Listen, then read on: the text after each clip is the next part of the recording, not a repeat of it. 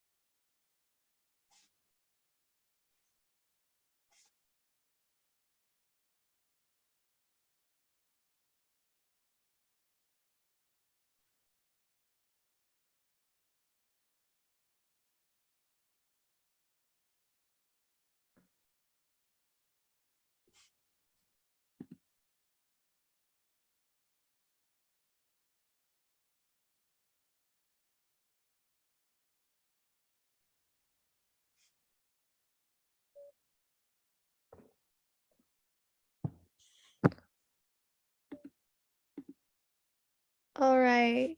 There are still some folks filtering in, but Carrie Ann's on that and she'll be letting people in as they arrive. And I just wanted to start with a little introduction for today. Thank you all for joining us. Welcome everyone, and thank you for joining us today for Webinar 3, Measuring Hydraulics and Spiritual Approaches to Flood Protection. My name is Emily Amon, and I'm the Water Programs Lead for Green Communities Canada, joining you today from the traditional territories of the Halkominam and Senkotan speaking peoples. This webinar is the third in a series of 5 weekly webinars we are producing to share information about the Floodplain Mapping project that took place with the Chippewas of the Thames First Nation along Deshkanziwi, also known as the Thames or Antler River. The next 2 webinars will happen over the next weeks on Wednesday at this time using the same Zoom link you used to join today. We hope to see you there. Please note, we will be keeping everyone's mic muted during the presentation so that we can cut out any background noise that might make it hard for us to hear the speaker. We are also recording the webinar today so that it can be shared and viewed by those who couldn't attend in person today. All past webinars, as well as the links to the slides, are available on the Green Communities Canada YouTube page. Today's session will focus on hydraulics and how high flows can travel through and potentially flood community. Community members will speak on histories, including Indigenous knowledge, and how it has been used in the past to avoid flooding in the community, as well as the experiences in being able to participate in this project. Views from community members will also be shared in regard to other considerations that should be included while undertaking the floodplain analysis and policy development. The purpose of this webinar is to share this information with you, but also to gather feedback from you on the content and delivery of the webinars and how you'd like to see future information shared. Please feel welcome to share any feedback you have with us in the chat box or in the survey link that we will share with you after the presentation. We've got a pretty full agenda this afternoon and may not have time at the end of the presentation for a full Q&A. So please take note of the contact information of presenters, which has been included at the end of each presentation for follow-up. We have also extended our meeting by about 15 minutes this afternoon for anyone with the ability to stay on to ask a few questions after the presentations are through. You may also type questions into the chat box, which will be monitored by Brennan. If we are unable to answer a question today, we will do our best to follow up at next week's session. As you can see, we've already posted some answers to questions asked last week in the chat box this morning.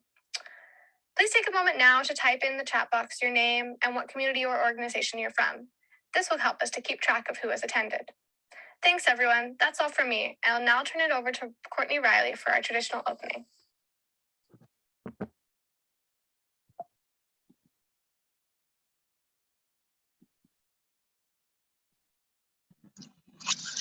Sorry, was that my cue? Someone just stopped by while I was standing here. Abojo, Chikipko Indigenous Nibkibanasi and Dodam, Deshkanzibing Donjaba, Ojabo Inishnabe Koyendao, Courtney Riley, Shagnashi knows when. So my spirit name is Springwater Woman.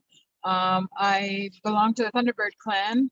I come from Chippewa the Thames, or also known as Deshkanzibi.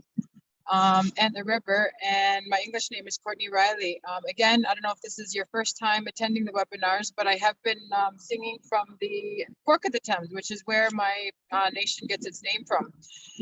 So today I just wanted to acknowledge as yesterday was International Women's Day, I just wanted to do a couple of acknowledgements, and I wanted to sing the Strong Woman song. So first of all, I wanted to acknowledge the late Josephine Madamwin, who was the founding member of the Water Protectors Movement. And I wanted to acknowledge all the women that continue to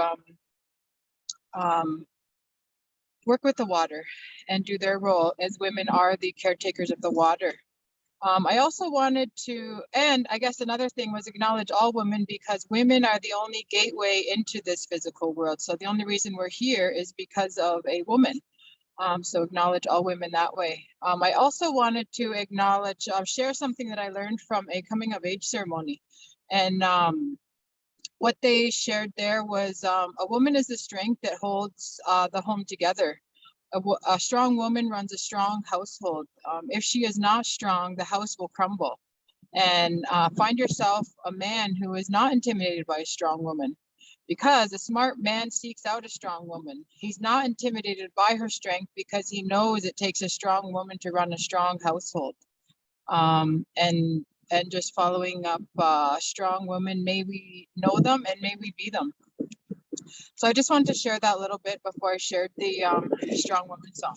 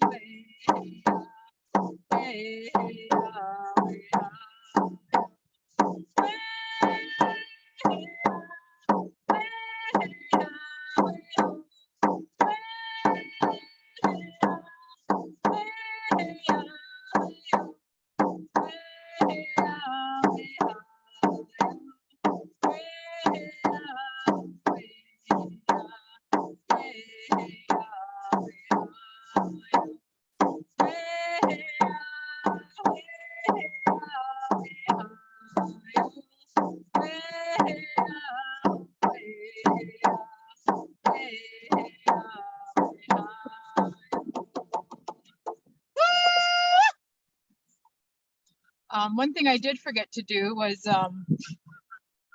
do an opening prayer, and that's normally what I start with before my song. So I'll just take the time to do that now. Miigwech kajamna do gimizyang mino gijigad nangom. Miigwech kajamna do mino bomadzewen. Miigwech kajamna do kingego gajitoyen. Miigwech Misomaskizis, so give you a triang nongom. Miigwech Nokomiskizis, so give you a triang debikad.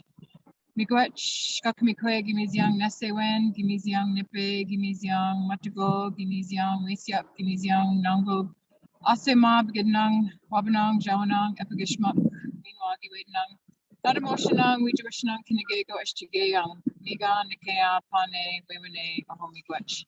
And just to share that in English, I just thank you, Creator, for another beautiful day. Thank you, Creator, for this beautiful life. Thank you, Creator, for everything that you give us, do for us. Thank you to Grandfather Sun for shining on us today. Thank you, Grandmother Moon, for shining on us tonight.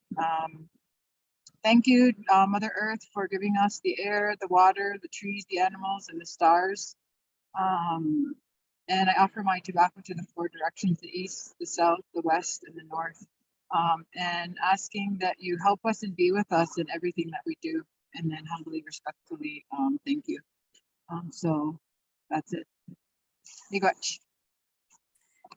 Miigwech, Courtney, for a great opening. What a way to honor our women during World Women's Month and following International Women's Day. So again, Miigwech for that. Anin Bojo, Minogij Jaged, Carrie Ann Charles, Dishnakaz, Ashunyan Dunjipa, Mayingan Dodam, Anishnabekwa and Dow. Hello, my name is Carrie Ann. I'm from the Georgina Island First Nation, also known as Shining Waters or Lake Simcoe. I'm of the Wolf Clan. I am an Anishinaabe woman. I am the Environment Partnership Coordinator for Cambium Indigenous Professional Services and will be your moderator for this series. Bean Degan, welcome. As mentioned by Emily, we have another full agenda today, and this is the 3rd of 5 webinars that have been developed through the project, Floodplain Mapping and Integrated Watershed Management with the Chippewas of the Thames First Nation, a shared watershed with a shared responsibility and an educational journey. This project has been funded by Crown Indigenous Relations and Northern Affairs Canada through their ADAPT program. If you are joining us for the first time, we have had the privilege of working with 4 communities that are situated within the Lower Thames watershed, including the Chippewas of the Thames First Nation, who is the lead community, Oneida of the Thames First Nation, Munsee Delaware Nation, and Delaware Nation of Moravian Town, along with many awesome project partners as represented on the top of the slide deck, in which you can learn more about on the registration page. We also had other partners such as the City of London and the Upper Thames Region Conservation Authority share knowledge as well as commit to continuing to work together to protect and preserve that in which sustains us all. As mentioned in previous webinars, this is a phased project, and phase 2 is the project that we are here to share with you throughout the series. We believe that this project is a great example of Albert Marshall's two-eyed seeing and Reg Crowfoot's ethical space concepts being actioned. The intention of this project has been to assist the 4 communities in understanding not only the importance of undertaking floodplain mapping work, but also understand the methodology and processes from the Western perspective, including the effects of climate change. It has been also designed to create opportunities and encourage the community members to share their perspectives and knowledge so that can be ingrained into the work being carried out, as well as bring valuable insight and a holistic view to the perspectives of the non-Indigenous project partners. These webinars have been developed with the same intentions and are geared at the Indigenous communities, as well as those non-Indigenous folks that are undertaking this type of work, but also any environmental initiative. As noted, these sessions all have a pretty full agenda, and there may not be a lot of time for questions. So we ask that you please type your questions in the chat box. And if we do not get to them today, we will have answers for you in next week's webinar. And so over the next 10 minutes, you will see that Brennan will post the questions that were asked from last week, as well as the responses to those questions. There are a few questions from last week that you can see shortly in the webinar. Next slide, please, Em. So with that, I would like to invite Jason Wintermute to start us off with our first presentation of the session. Take it away, Jason. Thank you very much.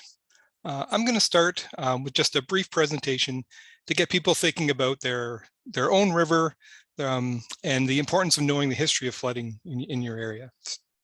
Okay, next slide. So knowing the history of flooding in a community is extremely important for a community floodplain mapping project. What we're doing in a floodplain mapping project is we're looking at the history of flooding to try and predict the likelihood of seeing another large flood and to determine its impacts in the community. And traditional ecological knowledge is extremely important to this process. Next. We need to figure out what is causing flooding in the community, and it might not be what we expect. We need to confirm this with knowledge holders. For example, in some communities, ice jams can cause severe flooding. And then, flooding from the river itself may be the primary cause, but it also could be from a small tributary that's leading into the main river, or it could be the interactions of a river and a tributary or some other body. In this picture here, we have an example of in the foreground, it's a creek coming into the Thames River, but this water is all backup water from the Thames River. So, if you see flooding along this creek, we need to understand that the true mechanism is not the water coming down Cornwall Creek causing flooding. This is all backup. And so we really need to consider the mechanism of flooding. Next slide. So what's the worst event you've seen? We'll probably find out, what historical events were the worst when you're trying to figure out what the mechanism of flooding is. But again, when you're looking from community to community, be careful not to assume that the worst flooding in one community was caused by the same event as a nearby community. As I said previously, ice jams or inputs from local tribs or downstream lake levels can have a big impact. Next slide. So, here's an example from the Thames River, the Deshkan-Zibi, our flood of 1937. The Ealing gauge in the City of London on the main branch of the river had a probability about 0.4% occurring in any given year. But with the combined flow coming down the north branch, it actually wasn't as bad. So at the Byron gauge downstream of the confluence of the north and the main branch, that flood event probably only had a probability of closer to 2%. Then as that flood worked its way downstream, and as it came through the Chatham downstream, it was once again the worst flood on record. Next slide. And we need to remember, again, traditional ecological knowledge. Again, it could even affect our modeling. We use historical events to calibrate and validate our models. But we need to be extremely careful doing this if the river has changed or if the landscape across the floodplain has substantially changed. So traditional ecological knowledge is very important here, and in some cases it might be the only source of information. Next slide. So, what's important to the community? While speaking to the community, we need to find out what's most important to them. This ties into the level of risk the community is willing to accept, and it could even feed into a subsequent community risk assessment.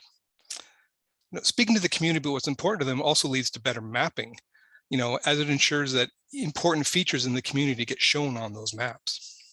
Next slide. So, people have been asked about how we've been doing this, and how do we seek feedback? Well, obviously, this is the year of COVID. We've had challenges due to COVID. A couple of things we did here was, we asked for feedback during online workshops that were held with the communities. Questions like, do you have pictures or memories that you could share? And we also produce maps for community members that they can mark up with, important memories or important locations to them. Next slide. So thank you very much. That's it for me now, and I'll see you later in presentations. Bye.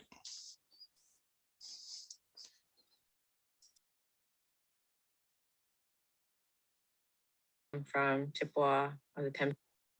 So my name is Wasezi, and I come from Chippewa of the Thames First Nation, as well as many other communities. I am Otome, Potawatomi, Ojibwe, and my great-grandfather came from Oneida, and that's where I currently live. And part of my life purpose and the responsibilities that I carry come from our way of life as Anishinaabe people. And as an Anishinaabe people, we have our own ways, our own histories, our own knowledges, our own ways of understanding the world around us.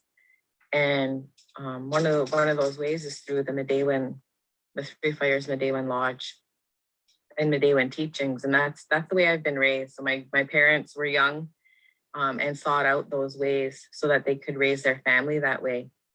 And so I've been learning and doing that work of trying to retain and learn about our ways that that we don't often have the opportunity to practice these days. But I've spent about 40 years doing that, and have been raising my children in that same way. And that's part of our responsibility as Anishinaabe people, and especially as Anishinaabe women, is to pass on culture and language, ceremony and traditions, and how we understand all of that, where all of that knowledge comes from, is from our creation story. And so our creation stories are so important in understanding the world around us and understanding why even and how the water is important to us. And you might often hear that people talk about how water is life and water is sacred, and it's true, it is. And where that comes from is from our creation stories, and how eventually that responsibility of creating life and protecting the water was passed, was given to the women to uphold and to carry on. And men have a responsibility in that as well, but it is woman's main responsibility and role, as she is the life giver. She is the one who creates life and ensures that life carries on into the future. And the way that she is able to do that is through water. So new life is always created surrounded by water. And so that's why water is so sacred. And that's why the relationship needs to be talked about, needs to be advocated for, and that we can't take that for granted, that we have this beautiful river that flows, you know, through our communities, that provides life and sustenance to all of creation.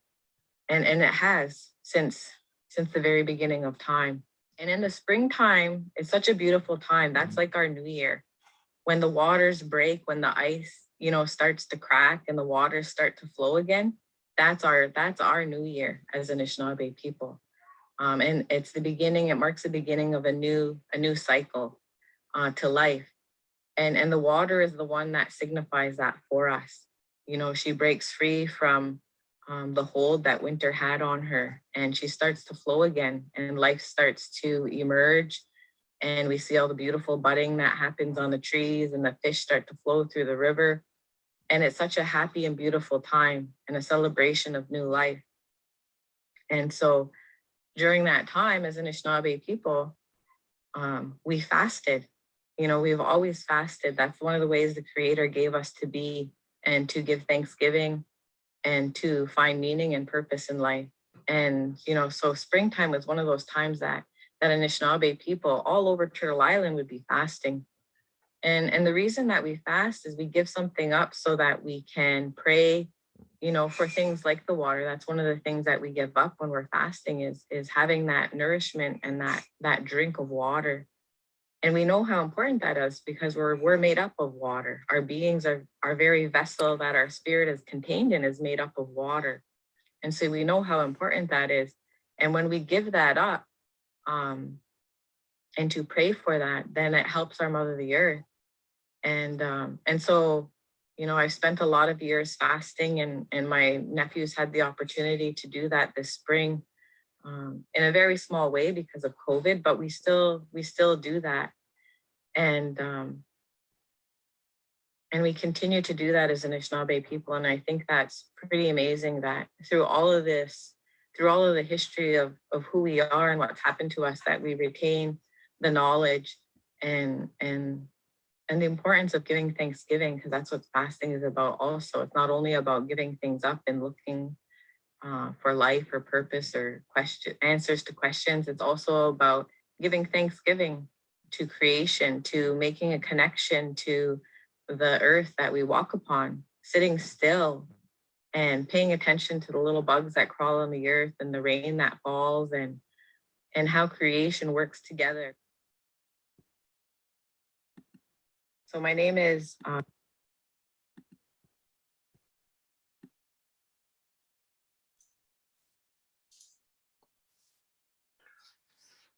All right, hello again. So my next presentation is about hydrometric flow gauging. And next slide.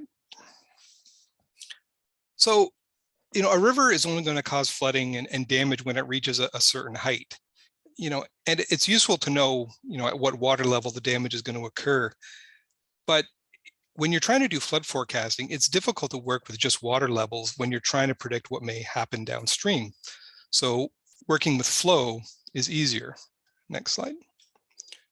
So in a free-flowing river, there's a relationship between the water level and flow in the river. And we'll often call this a rating table or a rating curve. So using this relationship, water level at a known location is turned into a flow. And then forecasters, often using models, track the flow gains and losses as the flood moves downstream. And then when we get to an area where there's potential flooding concerns, you can convert the flow back into a level to see what might be happening there. Next slide.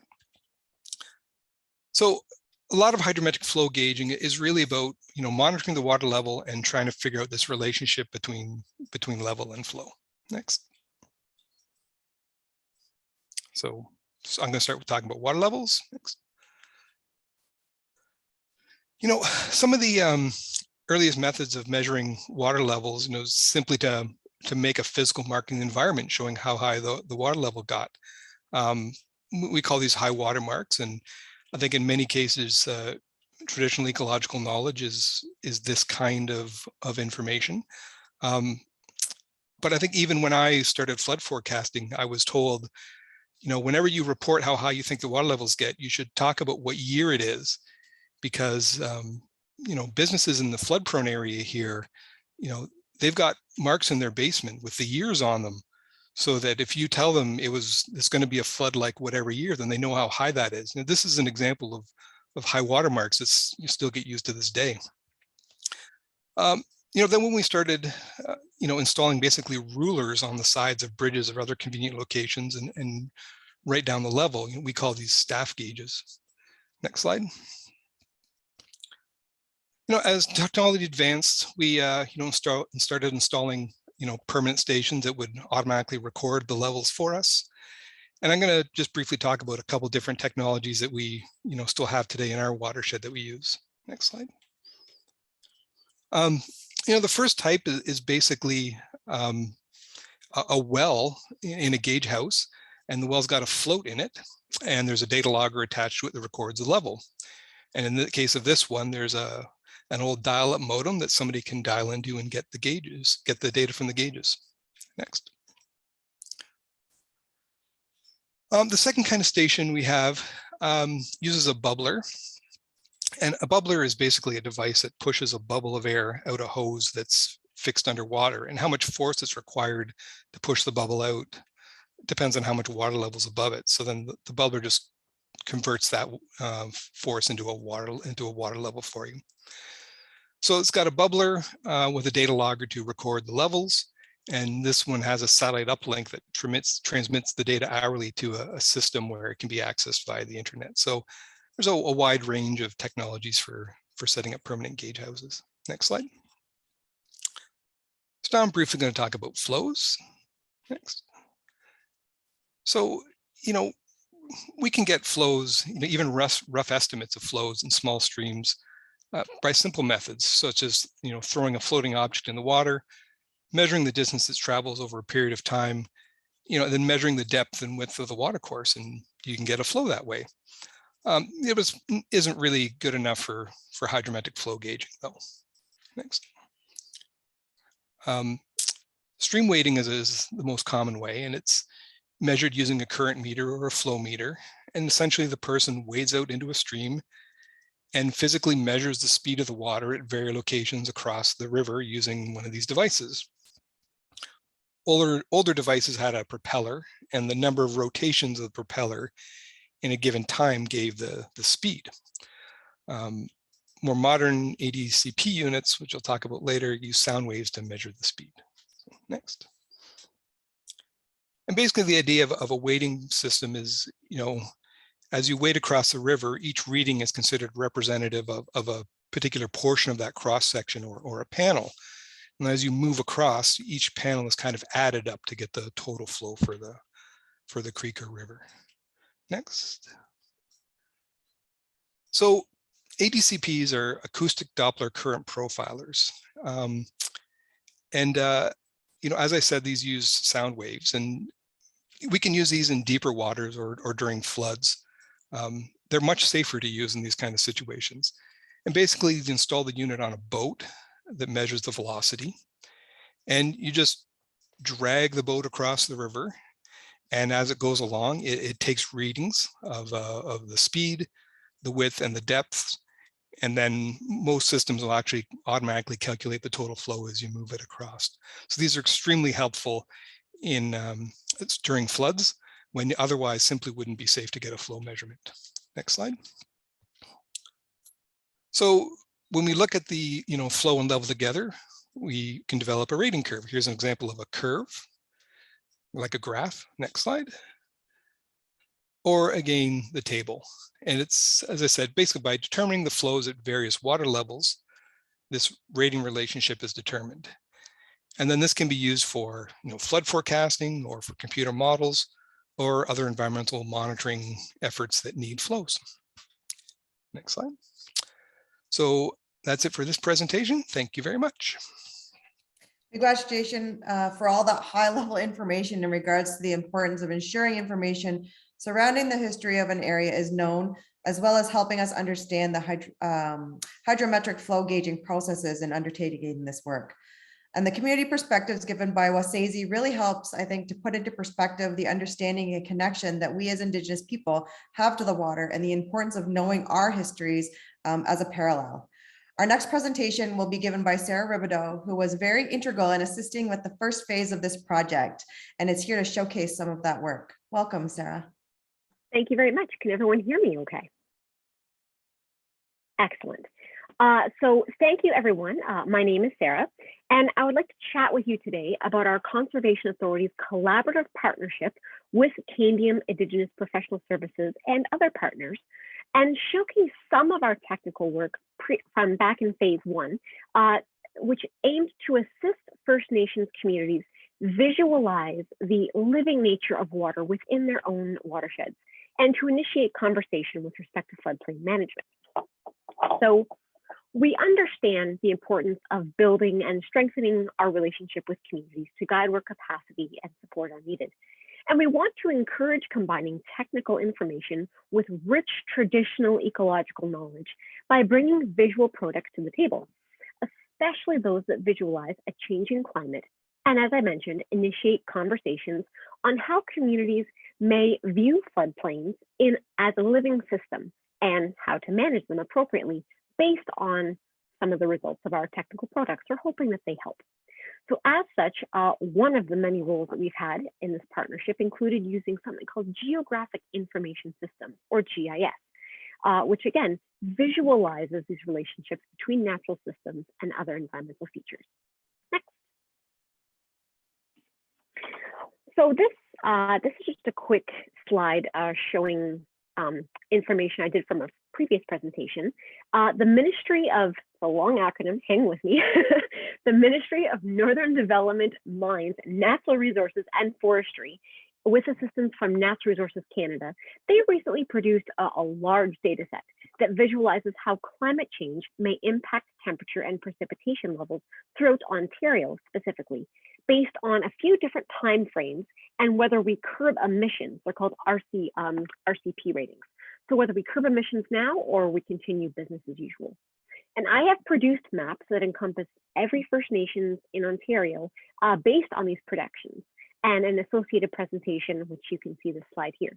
So if anyone would like more information, please do not hesitate to contact our authority to find out more information. But today, I just wanted to display a few examples of the work I've produced, all based on a business as usual scenario. So this is where we do not curb emissions.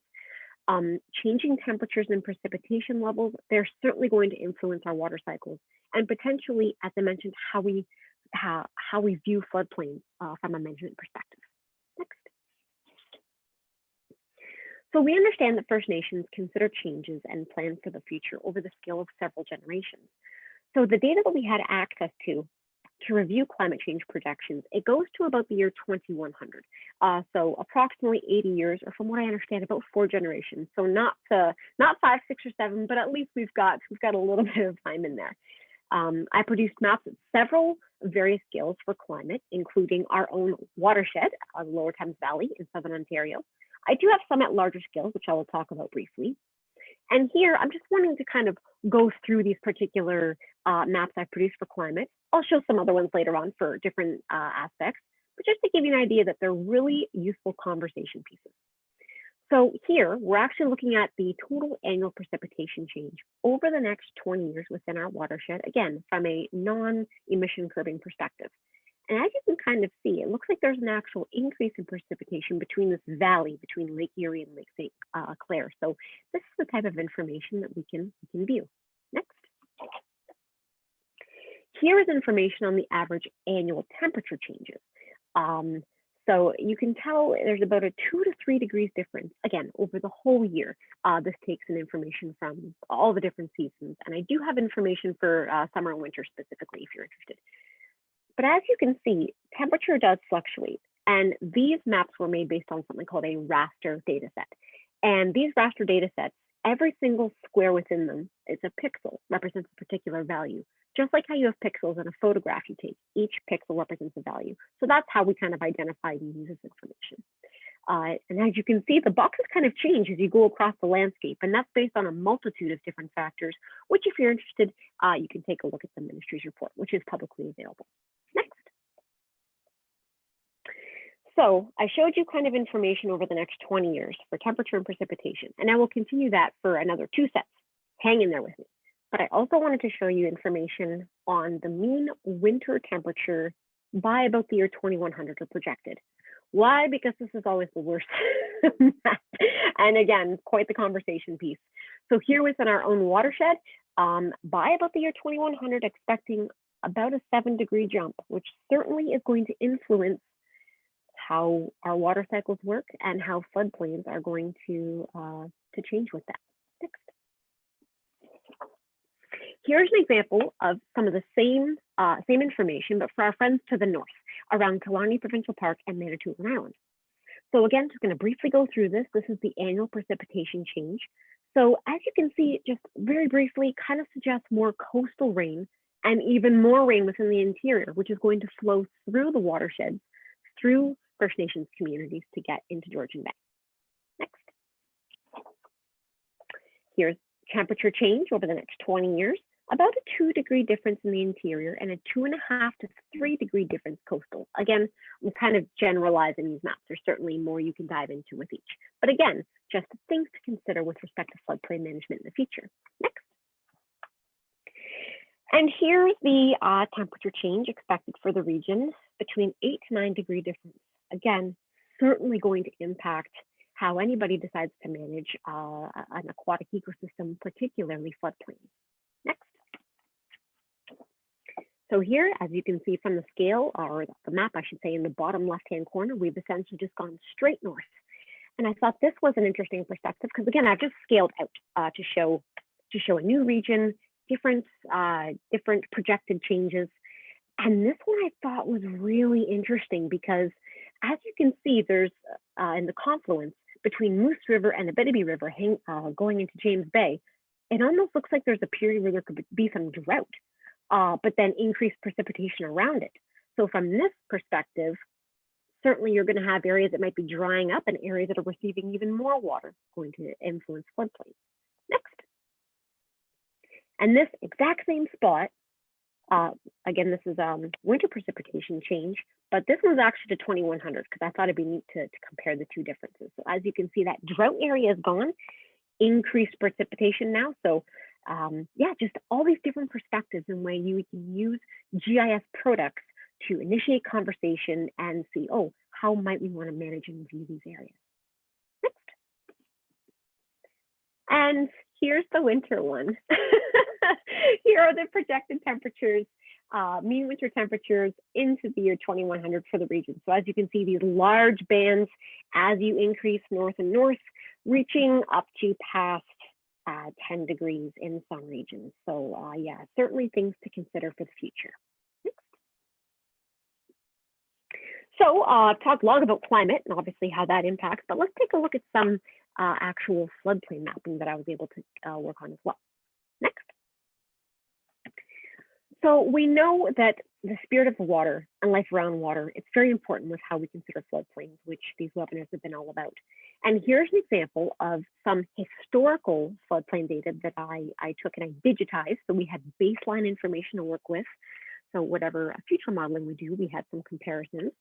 And this is for Delaware Nation. So not Chippewas of Thames, downstream of the Thames River. So here we have the pink lines, regional floodline data. We have our green lines, the 100-year, and the yellow is just where they happen to overlap. So you can kind of see, you know, there's actually this oxbow region here, and it looks like there might be some agriculture going on, and that whole region would typically get flooded out. So again, things to consider. Next. Here we have our historical flood lines for Chippewas and Thames. Now, as you can see, this is scaled out a bit. So we did make maps that kind of look a little more specific at areas. But I just wanted to kind of point out that we kind of, again, have these two regions over towards the eastern edge of the map where it looks like there's a lot of farm field going on, but this area would be flooded over. Next. So here's just a close-up of one of those areas, just to give you a different perspective. Next. So as I mentioned, climate's important, but so are just a variety of other publicly available data sets. And this is just a snapshot of some of the information we've had available to map out. And again, all certainly important with respect to how we want to view the living nature of a floodplain itself. And I just wanted to take you through a few maps I've produced, specifically focused on Chippewas of the Thames First Nation, and we'll look at the first four here. Next. So here, we have agriculture. So this is, again, these are all publicly available data sets through called Ontario GeoHub, the provincial data set. So I didn't just want to focus on the First Nation here. I wanted to look at the sub-watersheds around it and how the water flows through the systems. So these are different agricultural types within the region. And again, we can kind of link all of these to how flooding and floodplains would be impacted by these activities or how flooding would impact them. So for instance, those particular regions we saw in the other slide, it appears that some of it's pasture, some of it might be corn or soybean fields. So how are these going to interact with water when it comes in floods? You know, obviously as the water goes out, it might carry different things with it, soil, contaminants, pesticides, if they happen to be used, or just, you know, again, just other interactions with it and how those might impact things downstream for the community and other sub-watersheds. Next. The next ones are kind of intuitive with respect to their interaction. So here's groundwater. Certainly, as you can see along the Thames River, certainly in those floodplain regions, groundwater recharge and discharge areas. Next. And wetlands, a lot of the blue is historical wetland area that has been modeled out. The green is where current wetlands exist, again, based on, I think it was on 2015 data. So again, another useful visual to kind of add another layer to the story, which is what GIS is all about. Next. And finally, we certainly don't want to forget about our fish and wildlife. So here's some information on species at risk that have been observed around the area, the Thames River, and within the floodplains. So considering how those species and their life cycles interact with these regions on a daily basis, and again, how that might to play in with how we view floodplains. Next. So thank you very much. I hope you enjoyed my presentation. And if you guys do have any other questions, please don't hesitate to contact myself or our CIO, Mark Peacock. Thank you. Thank you, Sarah, for that great presentation and helping us to see the importance of visuals in this work. You've created a bunch of awesome maps that are going to be very useful for our communities and the work moving forward. So with that, we're going to turn it back over to Jason, who's going to give us one more presentation and a brief overview of the hydraulics and modeling that was undertaken for this project. So back to you, Jason. Thank you very much. Okay, next slide. So hydraulics is really about the movement of water in the river channel itself. Last session, we talked more about hydrology. You know, hydrology is about how the water moves across the landscape and makes it into the channel. Hydraulics is about the movement of water in the channel itself. And how water moves through the channel is mainly determined by three factors: the cross-sectional area of the channel, roughness of the bed of the river, and the slope. Next slide. So here's the idea of cross-sectional area. Basically, as the water level rises and spills out into the flood flats, this provides a greater cross-sectional area for the water to flow. And so the wider river now can move more volume of water without having to rise up as high or flow as fast. That's the idea. Next slide. So the roughness of the land that the water flows across, can affect the water speed as well. A rougher surface will slow down the water. It makes sense. For example, a river with lots of large boulders, compared to a smooth clay bed. But also as the river moves out into the wider flood flats, plants and crops and wetlands, and especially, wooded areas, that's all going to slow down the water as well. Next. And the third factor is slope. And it's a pretty simple idea. Water runs downhill. And the steeper the slope, the faster the water moves downhill. And distinct differences in slope, definitely have an impact on river flows. This one down here is a profile of the Thames River that shows, the slope through various factors. And so in the upstream areas of the Thames River, it's much steeper, the water flows much faster. And then as you move downstream, it becomes more gradual and the flows slow down there. Next slide. So I want to, before I talk about, how we collect the data for those three factors, I briefly want to talk about data collection protocols. Data collection protocols need to be established with the Indigenous communities that you're working in. You need to ensure that, on the ground surveying work does not intrude on culturally or ecologically sensitive areas. Our field work that was out there was mostly echosounder work, which was done from a boat on the river. And while this limited, many of the concerns, we still attempted to have a community member on the boat with us. Next slide. So, source of data for cross sections. To calculate a cross section, we need to know elevations both across the landscape as well as under the water. And these tend to be two distinct data collection exercises that we then patch together to determine the total cross section. Remote sensing surveying techniques, as well as standard on the ground surveying, can be used depending on the landscape you're working on and the river itself. Next. So over the land portion, remote sensing techniques such as LiDAR or aerial photography processing techniques, can determine the ground elevation without having to be out there physically on the ground. Traditional land surveying techniques like GPS are commonly used. For our project, we use both LiDAR and a digital elevation model created from aerial photography. Next. Then under the water, we refer to this as bathymetric surveys. And there are various methods of conducting bathymetric surveys. In shallow streams, traditional land surveying techniques can be used by just wading into the water. Echosounders can be used from a boat to collect depth readings, which then get converted to elevations. And this is the technique we used. And there are even specialized LiDAR techniques that can sometimes be used. Next. The next factor was roughness, and an estimate of average roughness is made by basically examining what's on the ground. For larger areas, aerial photography can be used to make such estimates. Site surveys or your standard photos from a camera can also be used. And then values are assigned as an estimated kind of average roughness, get put into the model and could be later adjusted by model calibration. Next.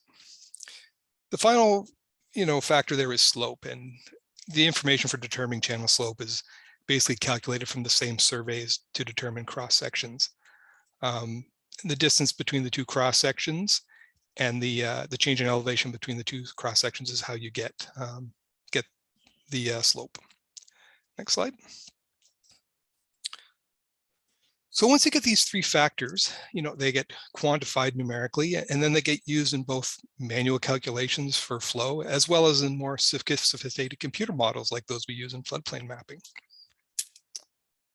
Next slide. So now I'm going to talk a little bit about the more of the modeling. I know even last section somebody asked about models. In our case, we used a model called HEC RAS, stands for Hydraulic Engineering Center's River Analysis System. It was produced by the Army Corps of Engineers in the US. It's a free model, widely used throughout the world. And it's a modern model, well maintained and well supported as well. Next slide. So what does the model look like? Well, it looks much like any other complex computer program. It's got a graphical user interface that you can pull up maps and pull up your tabular data that goes into the model. You know, that's pretty much what it is. Next. And then what data goes into the model? We just talked about the kinds of data, but you know, rather than determining cross sections and slope, you know, directly and enter it tabular data, many models will calculate these for us. A digital elevation model gets created that has both the land and the bathymetric data. That gets put into the hydraulic model, and then locations of cross sections, as you can see on the right here, get specified, and then the hydraulic model basically extracts the cross sections elevations for you. However, structures in the river, such as bridges or culverts, need to be input separately because it's not really picked up by the topography that you see on a digital model. Next. Then other numerical data has to go in as well. So the estimated channel roughness gets entered as numerical data.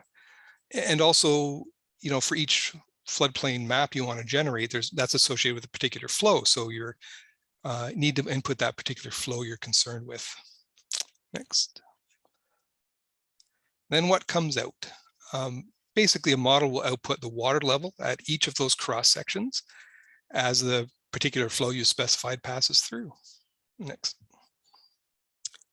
Other information as river velocity will also get produced at that time.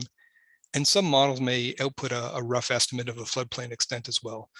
But generally, a separate exercise is needed to map the floodplain using those water levels at the cross sections. And that's so that you can incorporate all those important factors in the community onto those maps. Next slide. So once you've got your base model, you know, what are the next steps? Well, you know, you need to refine the model, calibrate it, examine model sensitivity, and then you run the model and get the final results and produce floodplain maps. And then once you have the floodplain maps, you know, the community needs to decide what this information means to them and what they're going to do with it. Next. So that's it for this presentation. Thank you very much. As always, Jason, thanks for taking these complicated processes and helping us to understand at a high level.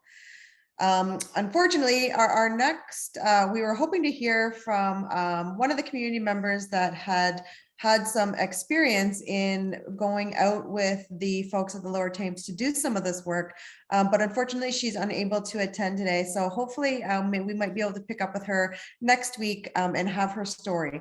So with that, I'm going to move down the agenda here, and I'm going to introduce to you Brandon Dockstader, who is going to give us some perspective in terms of water management from the Oneida Nations of the Thames. So over to you, Brandon. Hello, Sigali Swagweg.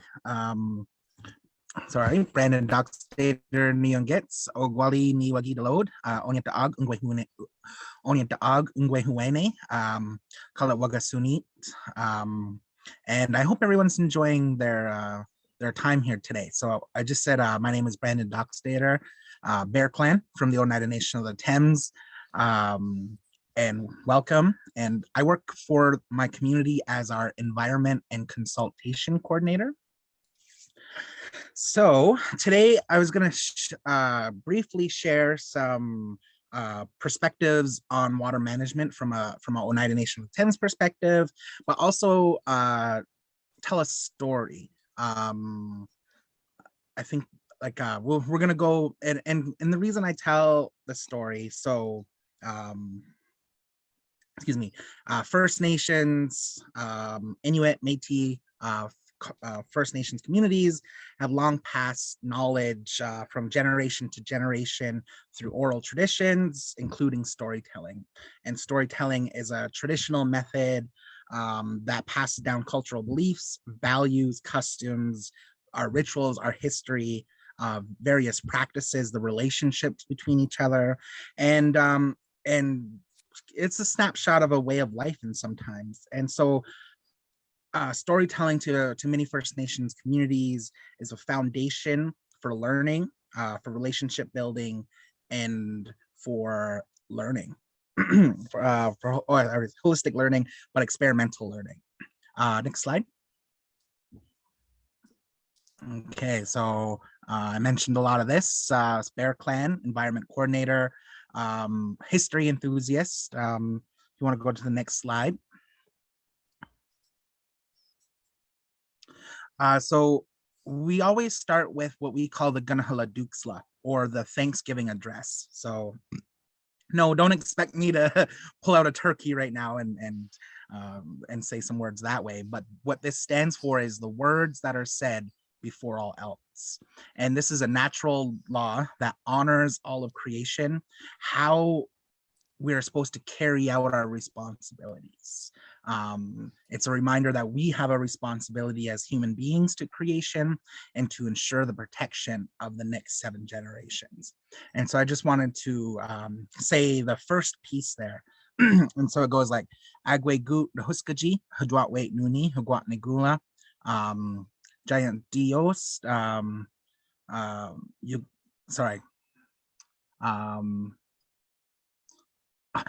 can remember it every other time. No, but anyways, sorry. So what this means is we'll put our minds together as one, and we'll thank the people that we can all be happy, and so shall our minds be.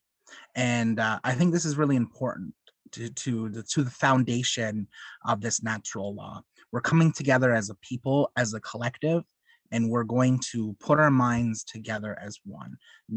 As a child, I didn't really think about those words too much, but now really looking at what that means, you know, especially in a climate like today, we really have to come together as humanity, as a community, and honor creation and ensure that the responsibilities that have been given to us by the Creator are being carried out, the obligations really.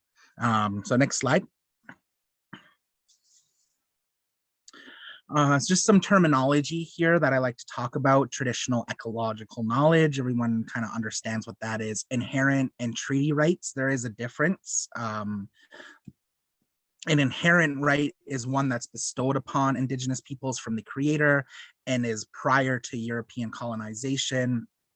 Things such as water, as education, to child welfare, those things are inherent jurisdictional rights. A treaty right is a right between 2 governments. So one that comes to mind right away, our 1701 Nanfan Treaty. It's a written document that talks about this land here in this specific area, and it's going to be protected for Indigenous people, yada, yada, yada, those kinds of things.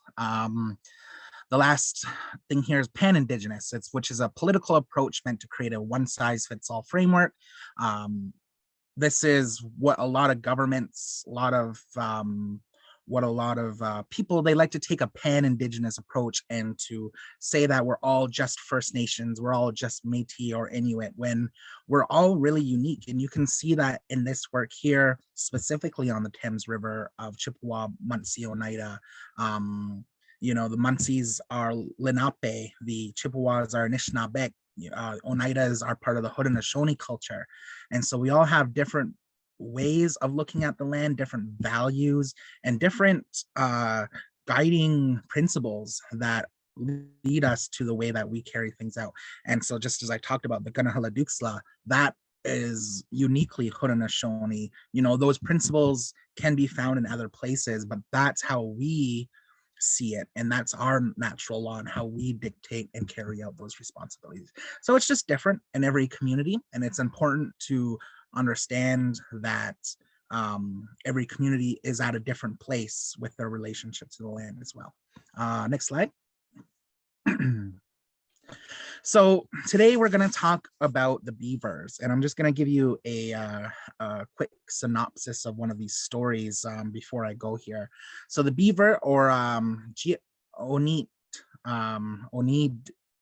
Oniddu, the beaver is the largest rodent in North America, and one of the few animals that can alter their habitat due to the preference of making dams, cutting forests, and flooding small bodies of water. Beavers play a variety of roles in North American stories all across Turtle Island and various tribes. They're portrayed as hardworking and persevering, but in others, they can represent selfishness and stubbornness. In some stories, beavers can cause floods or droughts by building dams without considering how they will affect other animals.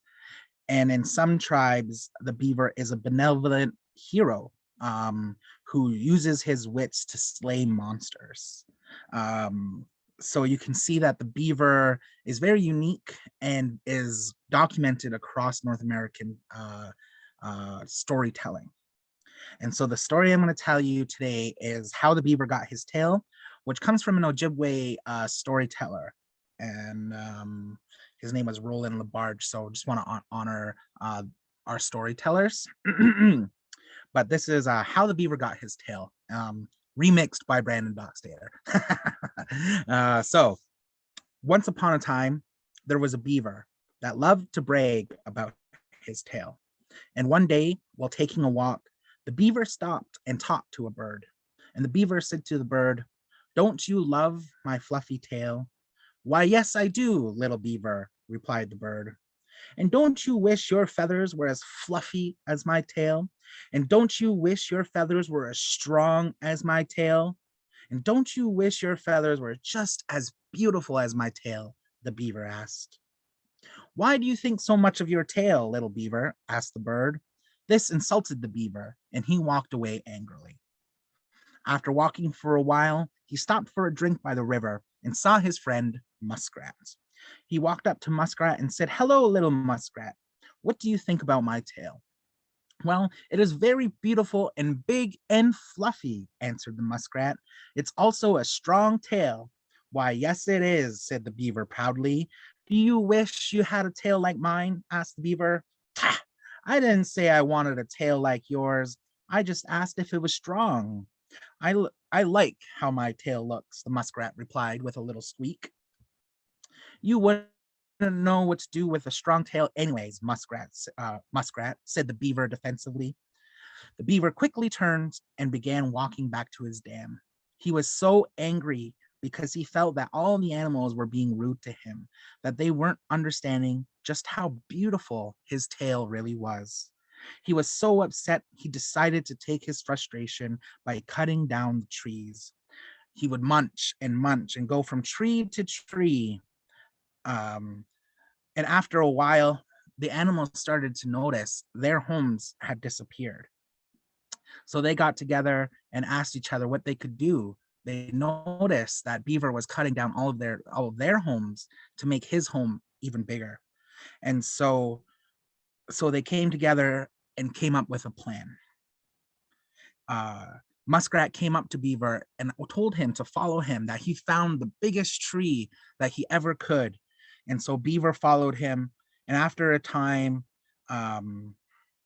he saw this tree that was bigger than any tree that he had ever seen before. He knew that it would be a great challenge for him. And so he went to it.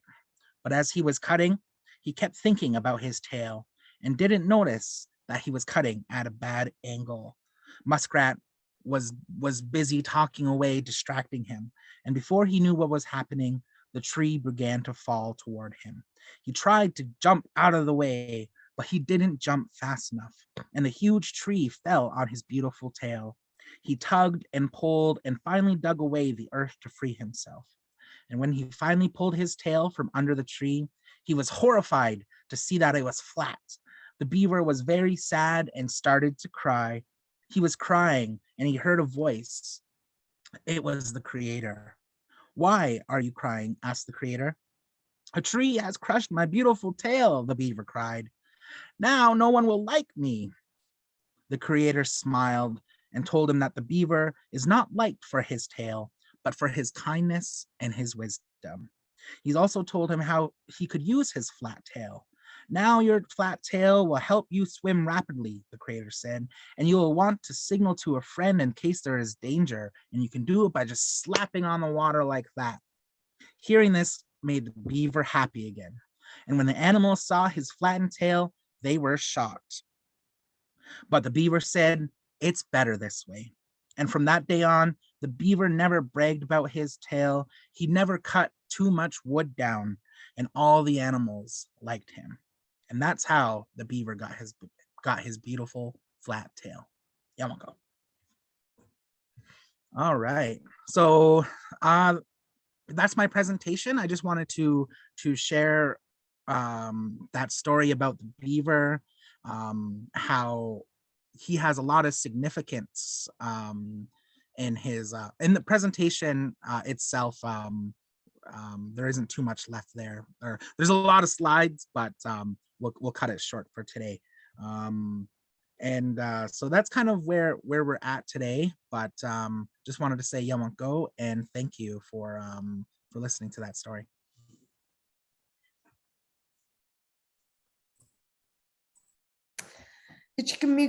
Brandon. So important to seek out and understand these perspectives so that they can be ingrained in all of the work that we do.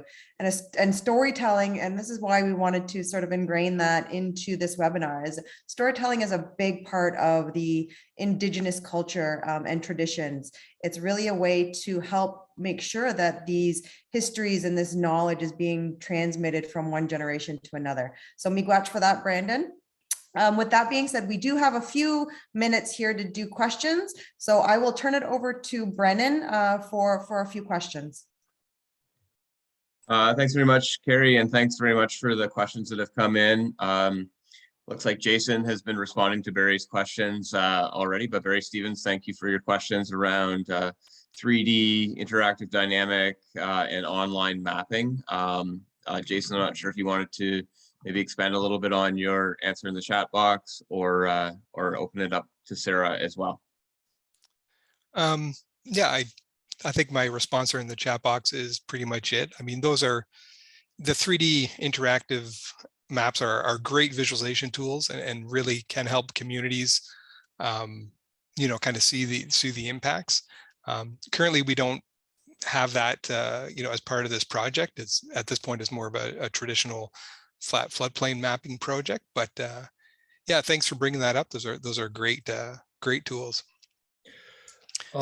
Can I just mention that we currently have been delivering them to our First Nation. My son and I have done the programming and the LiDAR ingestion, and we've had great success with that. They've really helped people start to set up adaptation strategies and move Earth.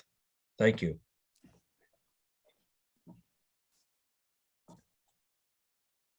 Thanks, Barry, for sharing. And I'm not sure if you want to expand a little bit more on some of the projects you've been involved with.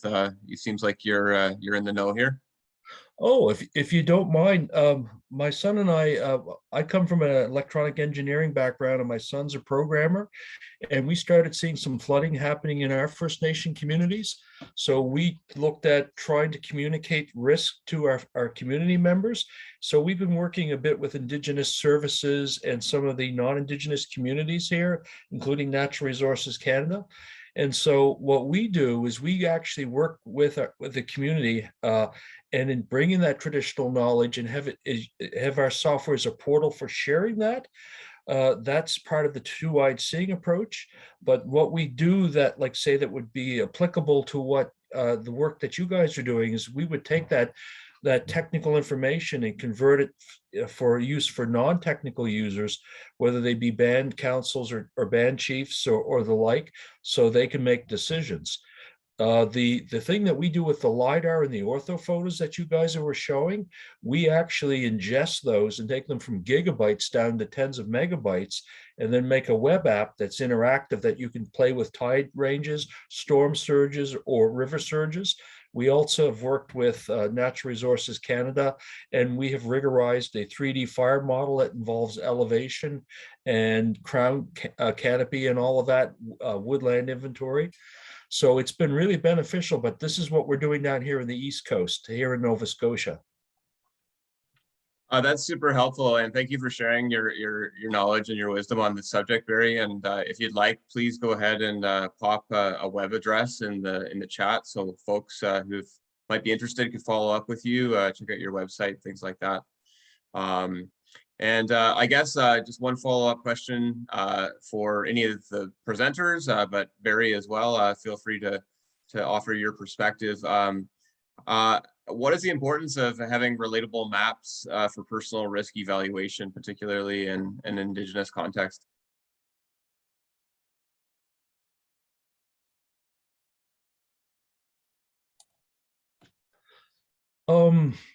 If I can probably answer that question from my past experience. What I've been finding is that around here, a lot of people have, over the last 7-10 years, have had reports created that show the areas of risk, but no action has actually occurred, or it hasn't resulted in any type of rules, regulations, or pullbacks.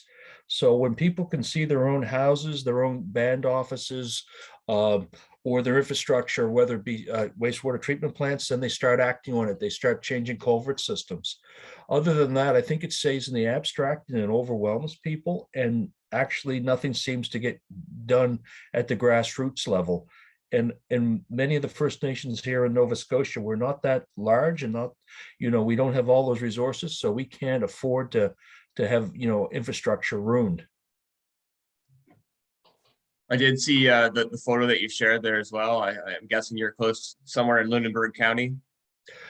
Yeah, we did. That was one of our one of the models we did for the town of Lunenburg, and that was the particular scenario that we showed there was a sea level rise map that they had for 7 years and didn't understand it, or it wasn't put down so they could relate to what it meant to the industry and the wastewater treatment plant. Yeah, I'm about 10-12 miles from Lunenburg. Great. Well, I really appreciate your participation here today. And I see Carrie Ann's back online. So I will just share the answer to the question from Gerald around pre-recorded webinars and turn it back over to you, Carrie Ann. Awesome. Thanks, Brennan. And thanks, Barry, for your knowledge and sharing that with us. I think in terms of that question, I'll sort of chime in there a little bit in regards to a lot of the reasons I think that, there isn't any movement on this stuff is because we don't give enough opportunity for our community members to participate. And that's really where we've, sort of flipped everything on its head for this project, and ensuring that each step of this project, we were able to ensure that there was an opportunity, at least for the community members, to understand what was going on and understand where they could get involved and participate. I agree so much with what you've done and what we're doing, because it's at the community level. So the elders can see it, they can weigh in, people can make the decisions, the hard decisions that have to be made, and then do something. Absolutely. And I think a big part of that as well is that, when people don't understand something, it's very hard for them to participate. But when you do get them to understand and they can contribute meaningfully, it almost puts a responsibility and an onus and an accountability on them to then create that action. So thank you again for your participation. And so unfortunately, we're out of time for questions, but our team has been answering questions throughout the webinar today. And any outstanding questions, as mentioned, will be answered in next week's chat in the webinar.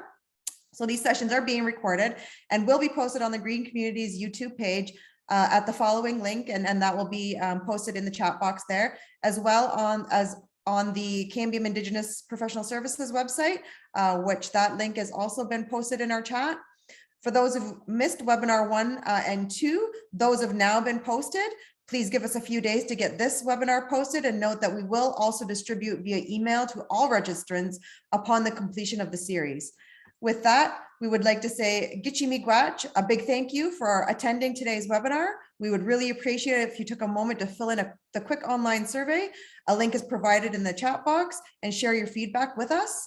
Our next session is next Wednesday, March 16th at 1:30 Eastern Standard Time, using the same Zoom info you accessed today.